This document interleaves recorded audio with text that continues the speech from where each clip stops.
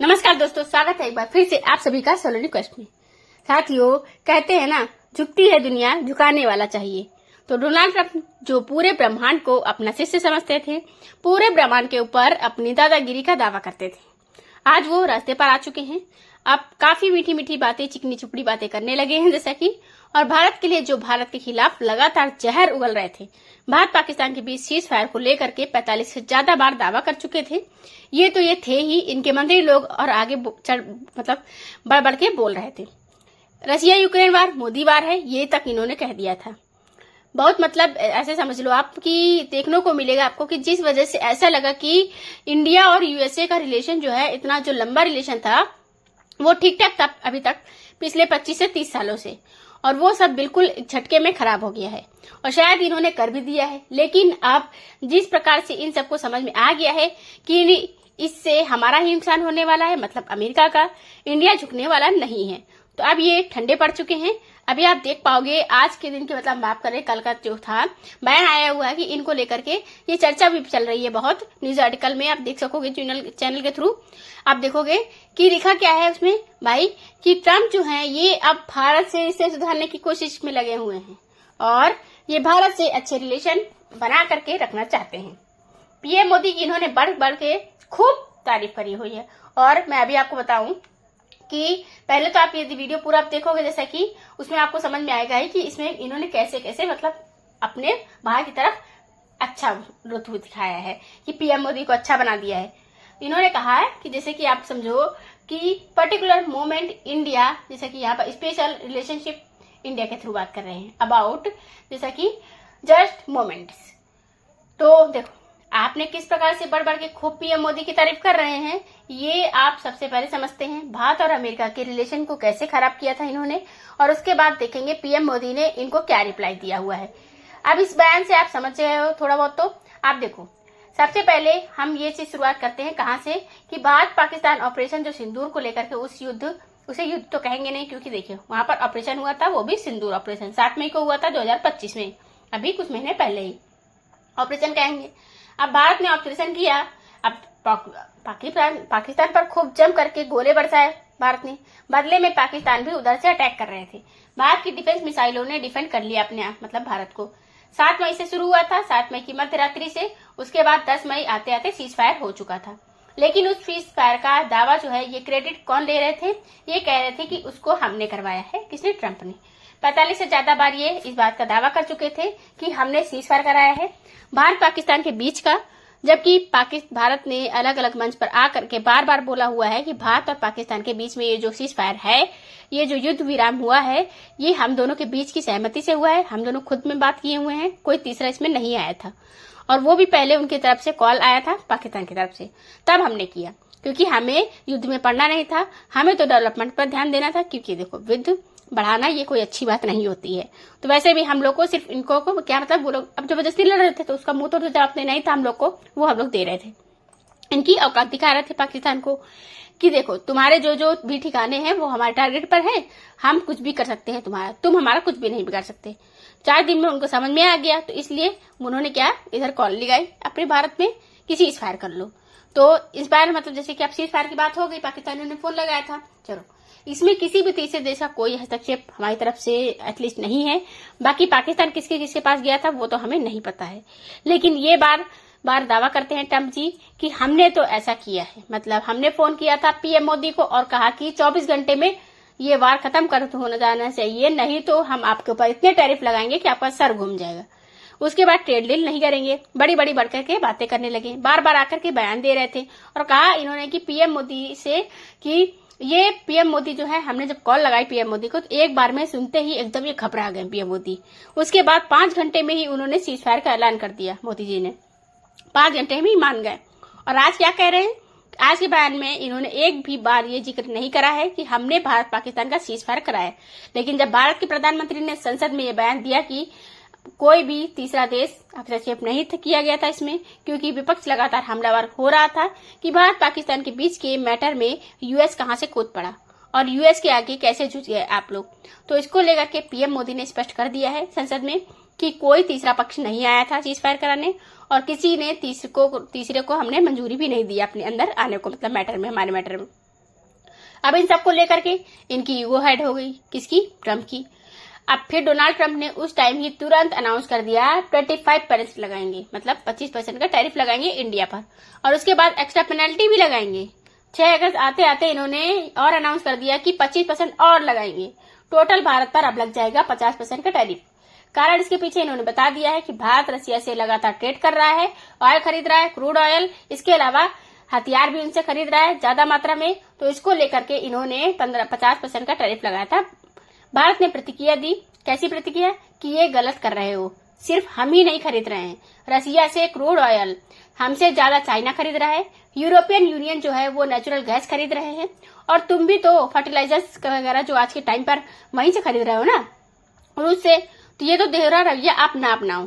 इनको मुंह खानी पड़ी, लेकिन फिर भी ये बार बार रट लगाए रहे कि हम तो उस पर लगाएंगे सैंक्शन, और लगातार बयानबाजी, अनडिप्लोमेटिक जैसा कि बयानबाजी ये करते रहे।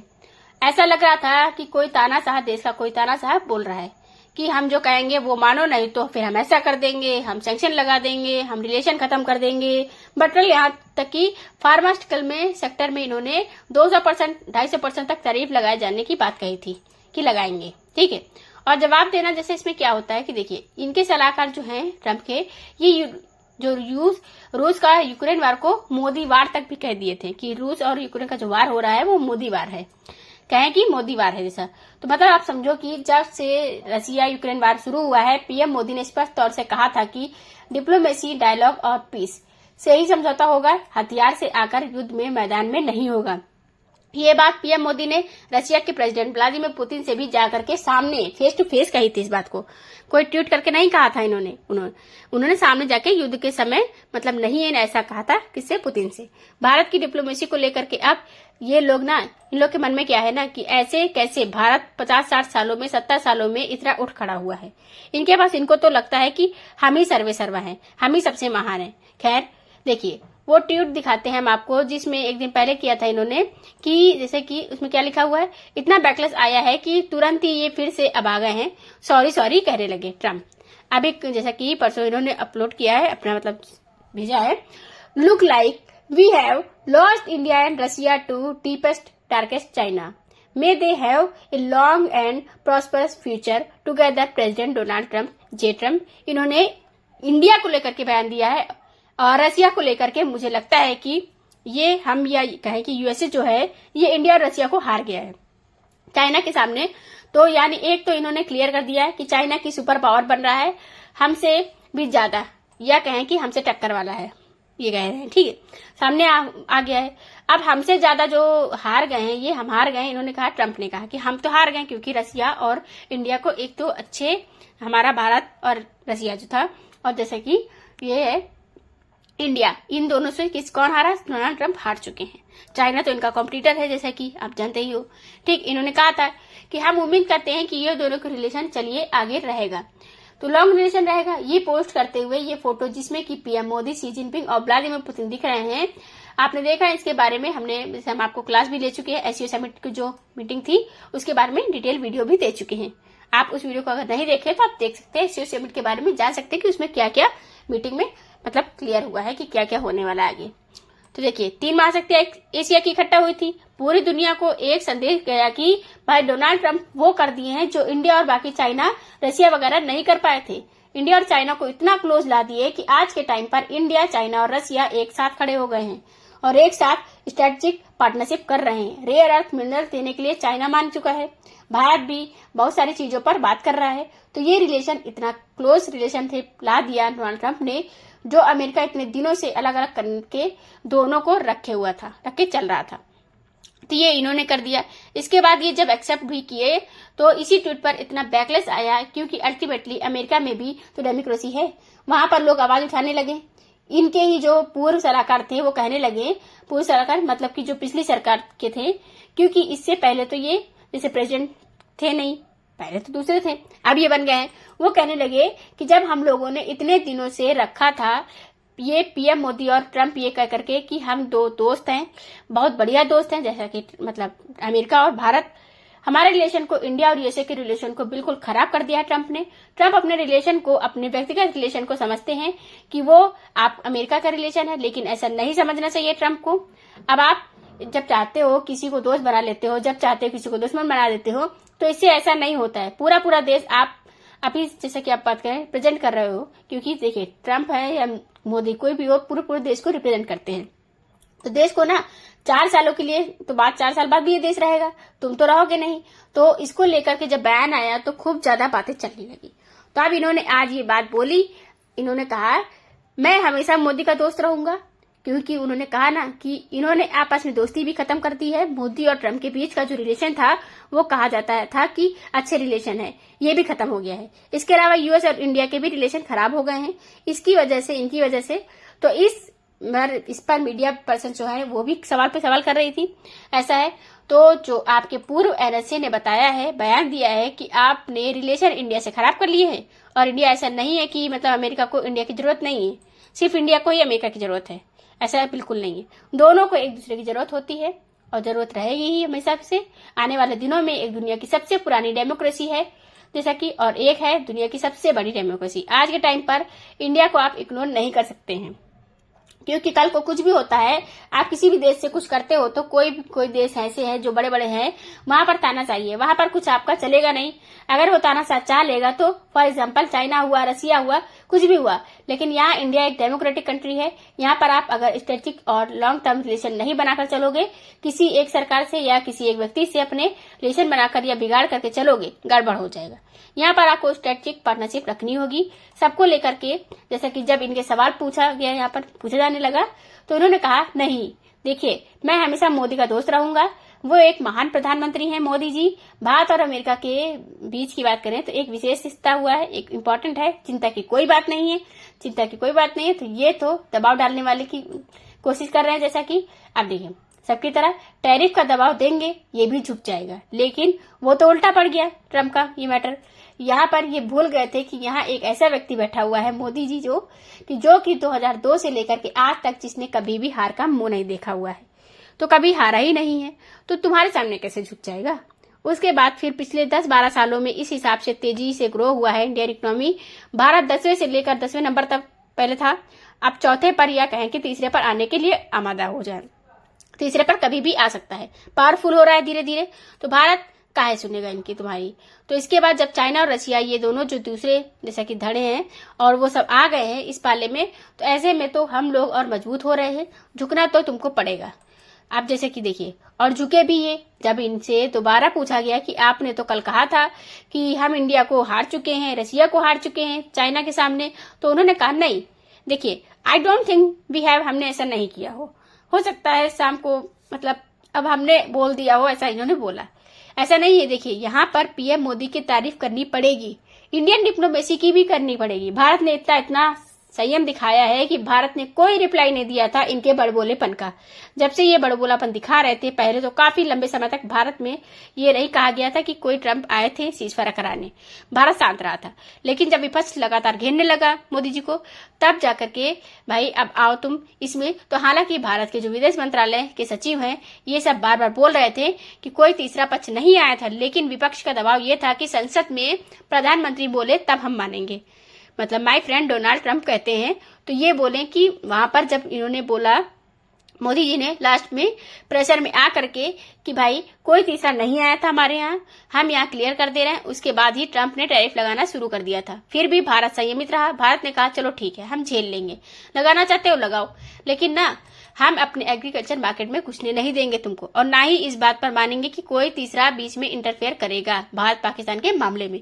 क्योंकि आगे आप सभी को पता है कि आप आज अलाउ कर दो, कल को तुम पीओके के वाले मामले में मतलब इंटरफेयर करने लग जाओ, क्योंकि हमारा तो डिले हो जाएगा। तो बहुत सारी चीजें थी यहाँ पर। भारत ने संयमता से और डिप्लोमेसी का इतना मिसाल दिया हुआ है, ऐसा कि आप आने वाले दिनों में देखोगे कि दुनिया भर के तमाम सारे देश एग्जाम्पल देंगे इंडिया का, और ये होगा आप देखना। जैसे जापान को जाकर के उकसाए थे कौन, मोदी जी, चावल तुम भी ना खरीदो, तुम्हारे पास भी तो ऑप्शन है, क्यों तुम दबाव में आ रहे हो, यूएसए का चावल क्यों खरीदोगे। तो जापान ने भी कहा कि हम ठीक है, हम पुनर्विचार करेंगे, दोबारा से सोचेंगे। जापान ने विजिट जो था वो कैंसिल कर दिया, डील का कैंसिल कर दिया।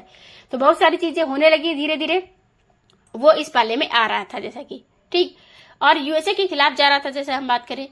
क्योंकि यूएसए जो है कुछ ज्यादा ही तानाशाही दिखाने लगा था। इसको लेकर के दुनिया भर के देश धीरे धीरे इसे कतराने लगे थे। होता ना है कि जैसे कि आप समझो, जैसे जब कुत्ता पीछे पीछे दौड़ रहा होता है, बिल्ली खूब दौड़ रही होती है, चिल्ला रही होती है, तो बिल्ली पहले भागती रहती है। लेकिन जब लगता है कि नजर आता है कि भाई देखो हम भाग क्यों रहे हैं, तब तक भागेंगे और भागकर जाएंगे कहाँ। एक बार तो जितना भी शक्ति है उसको एक बार दिखा ही लेते हैं, एक बार रुक करके वो बिल्कुल टाइट होकर खड़ी हो जाती है बिल्ली। कुत्ता भी एकदम शांत हो जाता है। वही हाल है कि यहाँ पर भी दुनिया के भर के जो बहुत सारे देश हैं वो भाग रहे थे। चलो ठीक है, समर्पित है हम आपके सामने, क्योंकि भाई अमेरिका एक अच्छा मतलब बड़ा देश है, जैसे कि तुम्हारे सामने समर्पण करते। लेकिन भारत ने कहा नहीं, हम नहीं झुकेंगे, क्योंकि भारत जानता था इसमें कॉन्सिक्वेंसेस बहुत लंबे होंगे, सरकार गिर सकती थी। क्यों? सोचो, अगर एग्रीकल्चर मार्केट में एंट्री हो जाती है यूएस कंपनीज की, तो भारत के जो छोटे मोटे किसान हैं बिल्कुल खत्म ही हो जाते बेचारे। अगली बार वोट नहीं देते वो लोग। यही तो डेमोक्रेसी की ताकत होती है कि सरकारों को भी डर रहता है कि हम जो एक्शन लेंगे उसका रिएक्शन आएगा। वो रिएक्शन भले 5 साल 2 साल बाद दिखे, 3 साल बाद दिखे, लेकिन जब दिखेगा तो हम खत्म हो जाएंगे हमेशा के लिए।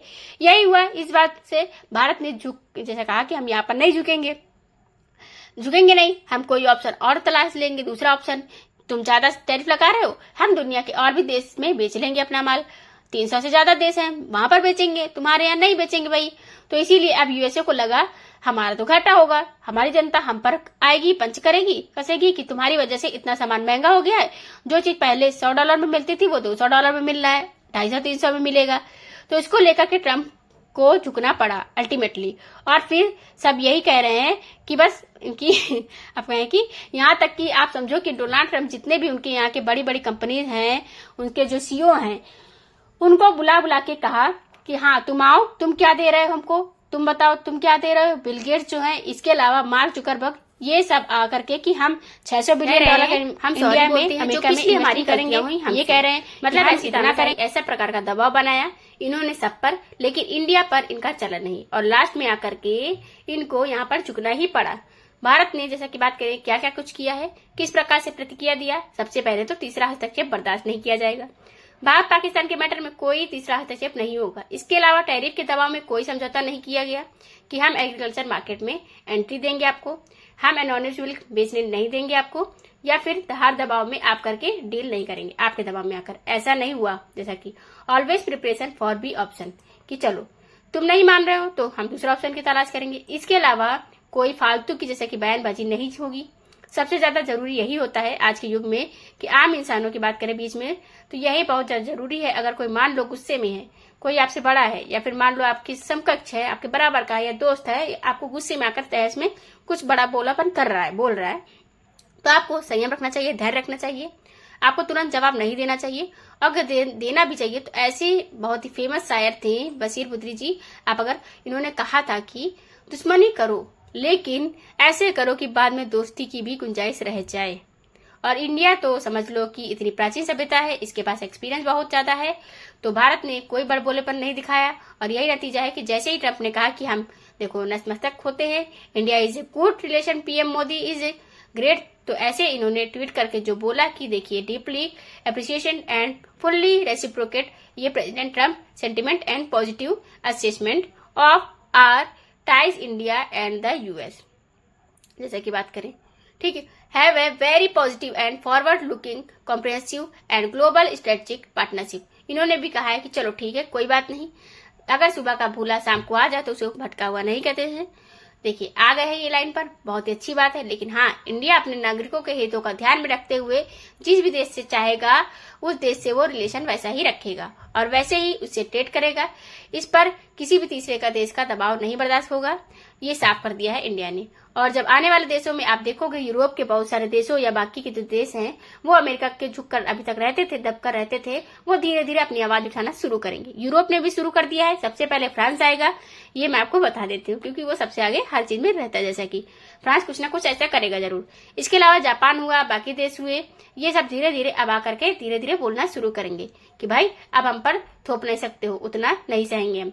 खैर, अगर 2025 हे गाइस, आपको वीडियो कैसी लगी? अगर वीडियो अच्छी लगी हो तो कमेंट बॉक्स में कमेंट करके जरूर बताइएगा।